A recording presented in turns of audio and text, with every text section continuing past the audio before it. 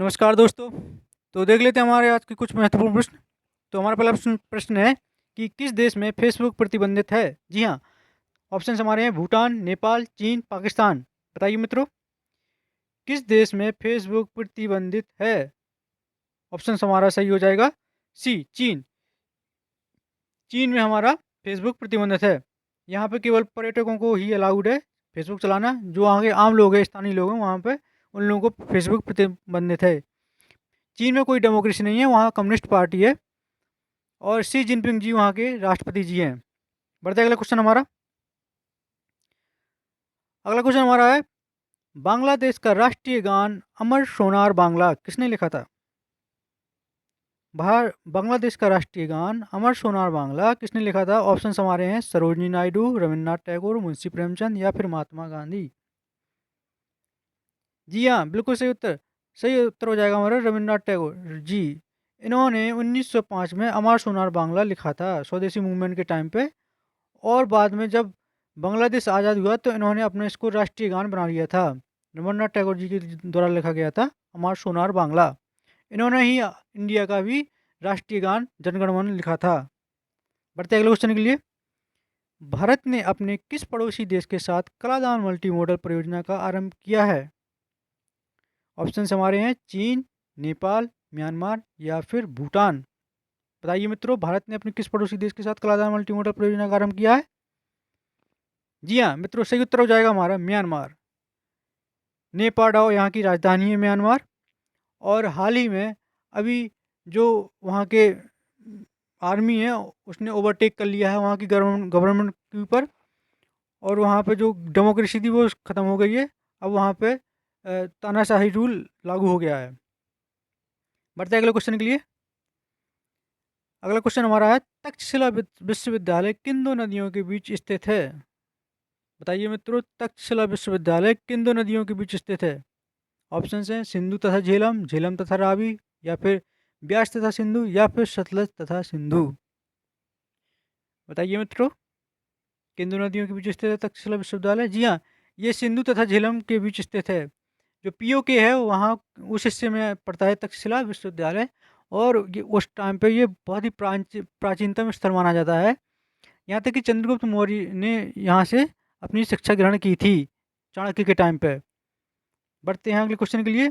और जी हाँ, तक्षशिला विश्वविद्यालय के बारे में एक चीज़ और प्रसिद्ध है कि यहाँ पे सभी लोगों को समान शिक्षा दी जाती थी, चाहे वो गरीब परिवार से हो या फिर अमीर परिवार से। अगला क्वेश्चन हमारा है, Hema Malini beyond the dream girl किस लेखक के द्वारा या लेखिका के द्वारा लिखी गई है। Hema Malini beyond the dream girl, ये पुस्तक का नाम है हमारी Hema Malini beyond the dream girl. ये किसके द्वारा लिखी गई है। ऑप्शन से हमारे राजकमल मुखर्जी, चेतन भगत, या फिर हेमा मालिनी, या फिर शरद यादव। हमारा सही उत्तर हो जाएगा इसमें राजकमल मुखर्जी। जी हाँ, राजकमल मुखर्जी के द्वारा Hema Malini beyond the dream girl नामक पुस्तक लिखी गई है। इन्होंने हेमा मालिनी के ऊपर लिखा है इसमें। बढ़ते हैं अगले क्वेश्चन के। अगला क्वेश्चन हमारा, तमिलनाडु में जल्लीकट्टू किस त्यौहार का एक हिस्सा है। तमिलनाडु में जो जल्लीकट्टू मनाया जाता है जिसमें सांड और आदमी आपस में लड़ाई करते हैं, ये किस त्यौहार का हिस्सा है। ऑप्शन से ओणम, पोंगल, हम्पी या दीपावली। तो इसका सही उत्तर हो जाएगा हमारा पोंगल। जी हाँ, पोंगल वो त्यौहार है जिसमें जल्लीकट्टू मनाया जाता है। और जल्लीकट्टू को वहाँ की एक संस्कृति के रूप में माना जाता है। इसमें बीच बीच में विवाद भी सुप्रीम कोर्ट के द्वारा हुआ है। जैसे कि सुप्रीम कोर्ट ने इस पर एक निर्णय सुनाया था कि एनिमल पर क्रूअल्टी नहीं की जा सकती है। उसमें थोड़ा सा एनिमल के साथ बर्बरता की जाती है। लेकिन ये सब अभी दरकिनार हो गया है और अब भी ये मनाया जाता है। ये 2000 साल संस्कृति मानी जाती है कम से कम वहाँ के खेल प्रसिद्ध है ये जल्लीकट्टू, जो कि तमिलनाडु में मनाया जाता है। तमिलनाडु की राजधानी है चेन्नई।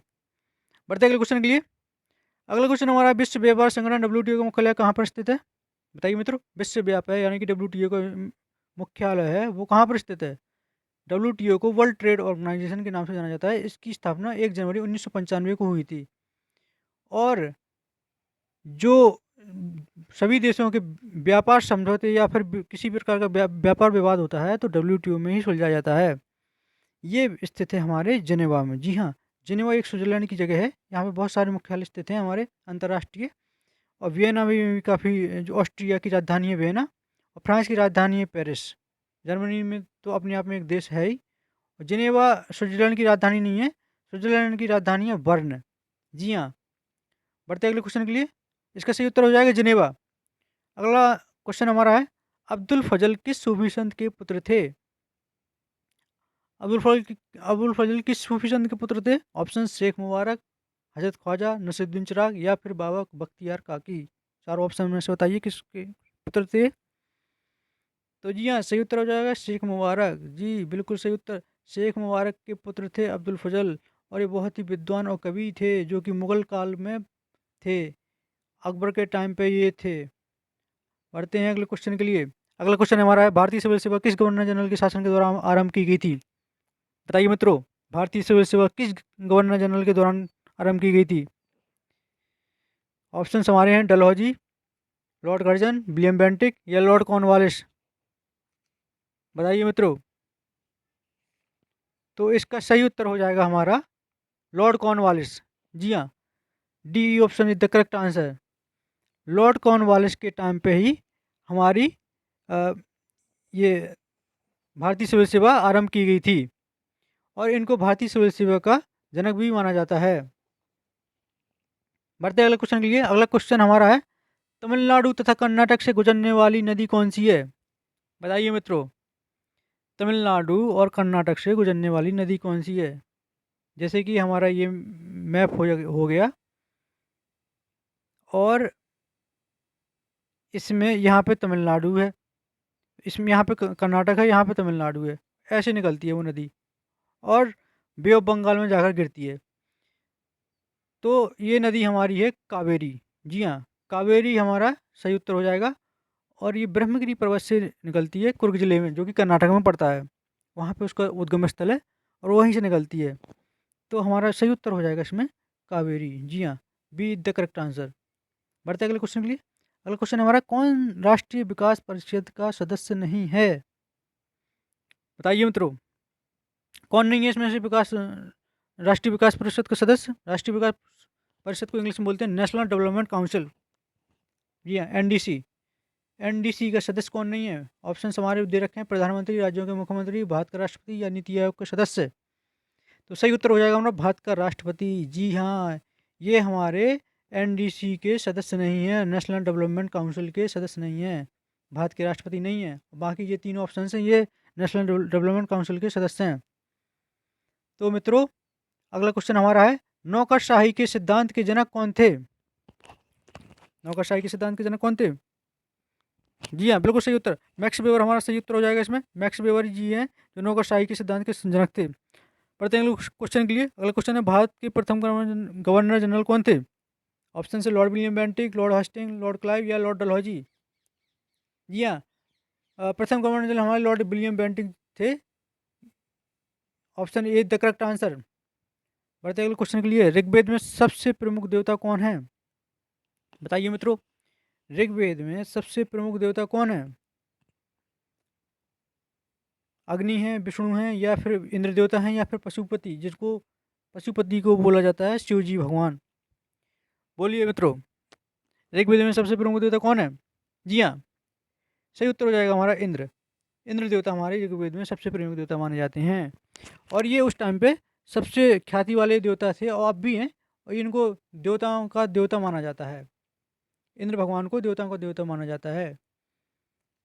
ये ही हैं जो कि आप जानते हैं, आपने देखा होगा कि कोई अगर तपस्या करता है या कुछ करता है तो उनकी तपस्या भंग करने के लिए इंद्र देवता ही प्रयोजन रचते हैं कभी ना कभी।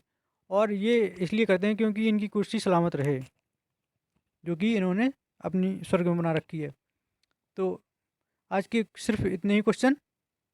मित्रों, आप हमको लाइक कीजिए और सब्सक्राइब कीजिए, और भी अच्छी वीडियो लाएं, इसके लिए हम प्रोत्साहन कीजिए। धन्यवाद मित्रों। जय हिंद।